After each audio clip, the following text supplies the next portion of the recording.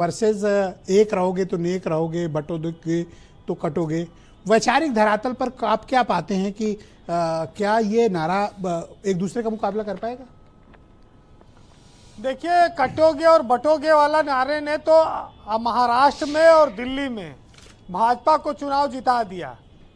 उत्तर प्रदेश में अभी चुनाव में वक्त है, लेकिन इस नारे की काट के लिए गले मिलने का एक अभियान शुरू हुआ है। देखिए, हर नारे की एक मियाद रही है, उम्र रही है, और वो उम्र के बाद फिर नया नारा की जरूरत पड़ती है समाज में नई चेतना जगाने के लिए।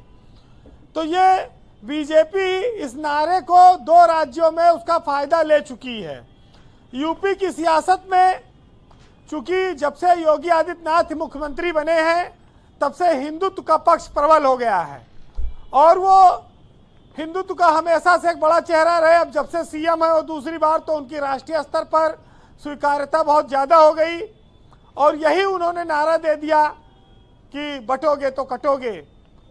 जब तक मुसलमान के लेकर, हिंदू और मुसलमान को लेकर सियासत चलती रहेगी, भाजपा फायदे में रहेगी। और इस फायदे में कभी संभल मदद करता है, कभी टोपी मदद करती है, और कभी लाउड स्पीकर मदद करता है, और तो कभी वफ आ जाता है। ये हिंदू और मुस्लिम के बीच का जो बंटवारा है, ये 2 ध्रुवीय हो चला है। एक तरफ भाजपा है और एक तरफ सपा। बाकी और पार्टियों के लिए स्पेस ज्यादा नहीं बचा है। ब्रजेश जी, जब योगी बोलते हैं कि गाय गो कसी नहीं होने दी जाएगी, जब वो ये बोलते हैं कि ताजिए की लंबाई ऊंचाई छोटी कर लो, तो ये मैसेज साफ है कि वो बहुसंख्यक समाज को एकजुट होने के लिए मैसेज देते हैं कि वो ऐसे मामले में हिंदुत्व को आगे रखेंगे, आगे बढ़ाएंगे।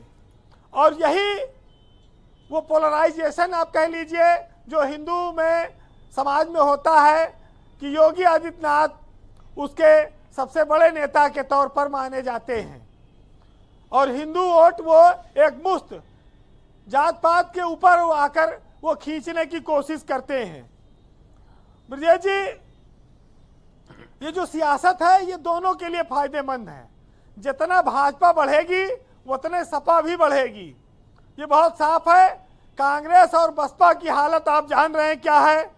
ये मुसलमानों को जो कहते टाइट करने वाली बात है, हिंदू समाज को मैसेज देने वाली बात है, उसमें नुकसान में कांग्रेस और बसपा है, सपा का ज्यादा नुकसान नहीं है। देखिए, एक बात तो ये बहुत साफ है कि जिन नेताओं के भाषण पर जी हम लोग लड़ते हैं, वो नेता संसद और विधानसभाओं में जाकर बैठकर चाय पीते हैं, खाना खाते हैं, हंसी मजाक करते हैं, ये भी सच्चाई है। लेकिन इन सब नारों के इतर मायावती ने एक नारा दिया, तिरक तराजू और तलवार, और फिर उन्होंने सोशल इंजीनियरिंग का नारा दिया। नारों ने सरकारें बनाई हैं, उत्तर प्रदेश में भी बनाई हैं और देश के बाहर भी बनाई हैं, प्रदेश के बाहर। तो इसमें कोई शक नहीं कि नारों से लोगों में जोश आता है और मैसेज जाता है, एकजुटता आती है। लेकिन जिस और ये सियासत चल रही है उसमें मजहब के आधार पर, पहनावे के आधार पर, पूजा पद्धति के आधार पर जो बंटवारा है उसमें नफरत नहीं होनी चाहिए, क्योंकि कोई चाहकर भी किसी धर्म में पैदा नहीं हो सकता है। ये ऊपर वाले ने सबको अलग अलग भेजा है। जमीन पर आकर पैदा होने के बाद हम तमाम सारी पद्धतियों को अपनाते हैं, पहनावे को अपनाते हैं, जिसकी वजह से हमारा चिन्हीकरण अलग अलग हो जाता है। जी, भारत में एक परंपरा हमेशा से मिलती रही है गले मिलने की, वो मुसलमानों में ईद पर भी रहती है और हिंदुओं में होली पर भी। तो इस परंपरा में आगे बढ़ना है और इस परंपरा को जीवित रखना है। लड़ाई झगड़ा करना इन लोगों का अपना काम है, लेकिन ये ध्यान रखें कि इतना जहर वो कि जितने पे लोग बेहोश हुए मरे ना, नहीं तो धागा एक बार टूट जाएगा तो फिर वो बिना गांठ के नहीं जुड़ता है। बहुत ऊंची बात और की गई है। इसको ध्यान रखना होगा। जी कंक्लूड करें जी। ब्रजेश जी, चांद को देखकर मुसलमान अपना त्योहार मनाता है, ईद होती है, रमजान होता है, और हिंदुओं के यहाँ चांद को देख के महिलाएं करवा चौथ मनाती हैं। तो चांद भी हिंदुओं और मुसलमानों में कैसे बांटा गया, कैसे बांटेगा, ये जरा बताएं लोग। कोई धर्म बुरा नहीं है, उस धर्म को न मानने वाले लोग बुरे हो सकते हैं, और सियासत को जहां फायदा दिखता है वो अपना काम करती है जी। फिलहाल अब एक नई दुनिया, एक नया समाज नहीं बनाया जा सकता। जो है उसी से आपको काम चलाना पड़ेगा, चाहे टाइट रख के आप चलाओ और चाहे मेल मिलाप करके चलाओ। नहीं, वो प्लाटिंग कर तो रहे हैं ना वो बागेश्वर वाले बाबा, कुछ प्लाटिंग किए हैं वो फर्स्ट फ्लोर कितने 15 लाख का 500 लोगों के लिए।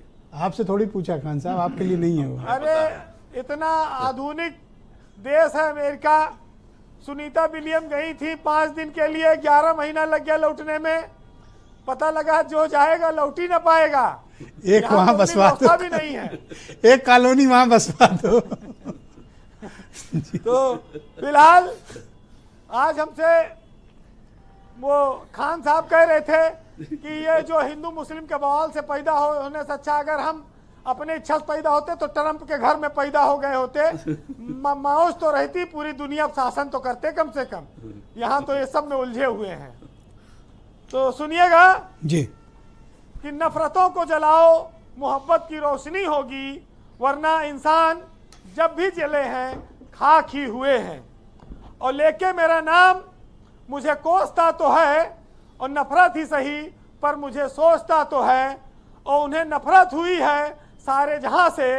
अब नई दुनिया बताओ हम लाएं कहां से। बहुत शुक्रिया वीरेंद्र जी, आपका बहुत बहुत धन्यवाद हमारे साथ जुड़ने के लिए, अपना फीडबैक, ओपिनियन और ऑब्जर्वेशंस हम तक पहुंचाने के लिए। बहनों भाइयों, दूसरा चरण इस पर चर्चा का शुरू करेंगे। सौरभ गौड़ जी मेरे साथ मौजूद हैं, अध्यक्ष हैं